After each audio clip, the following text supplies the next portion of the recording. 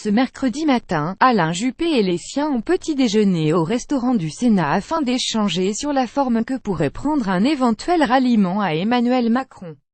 Une vingtaine de fidèles du maire de Bordeaux étaient présents au Palais du Luxembourg, des membres de sa campagne des primaires comme Fabienne Keller, Gilles Boyer, Dominique Bussereau, Christine Albanel ou Maëlle de Caland, des inspirateurs du programme comme Dominique Perben, des élus locaux comme Carl Olive, le maire de Poissy, et même des anciens juppéistes aujourd'hui estampillés du parti présidentiel LREM comme Charles Fnagel, conseiller en communication de Matignon, ou la députée Marie Guévenoux.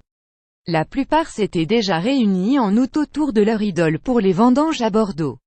Mais contrairement à cet été, Juppé et ses proches n'ont pas critiqué Emmanuel Macron. C'est tout le contraire, ils l'ont encensé. L'ancien ministre des Affaires étrangères a dit qu'il était en phase avec l'image que Macron donnait sur la scène internationale, notamment sur la Libye et sur l'Europe, raconte au point la sénatrice Fabienne Keller, qui a organisé le petit déjeuner. Il a aussi dit sur l'école, c'est mon projet qui a été mis en place, poursuit l'élu du Grand Est. Du Juppé dans le texte. Le ministre de l'Éducation nationale Jean-Michel Blanquer aurait d'ailleurs été l'inspirateur des propositions d'Alain Juppé sur l'école, selon un participant au petit déjeuner. Toutefois, des désaccords subsistent entre Alain Juppé et l'actuel président sur deux sujets, la quasi-suppression de la taxe d'habitation, ainsi que la politique du logement. Les juppéistes ont également répété leurs critiques à l'égard de son parti Les Républicains qui, sous l'influence de Laurent Wauquiez, se droitisent et flirtent un peu trop avec l'extrême droite.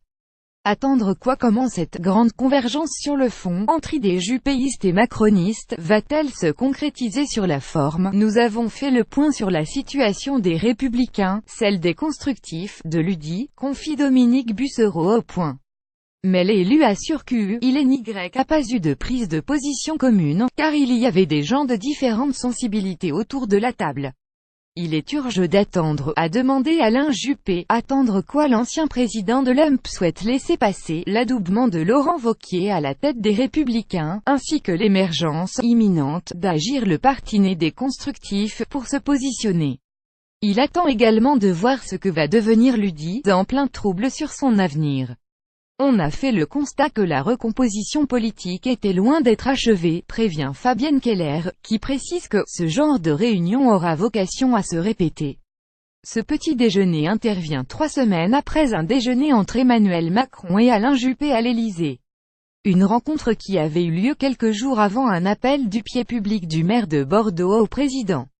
Juppé avait fait la proposition de bâtir un « grand mouvement central » avec le chef de l'État aux européennes de 2019. Il avait nuancé son propos 2 jours plus tard en tweetant « Liste commune avec Macron aux européennes, on n'est pas là, je ne suis pas en marche, mais je suis en mouvement », avait-il déclaré par la suite sur le point.fr. Même si les ébats sont qu'au stade préliminaire, l'idylle semble bien en marche.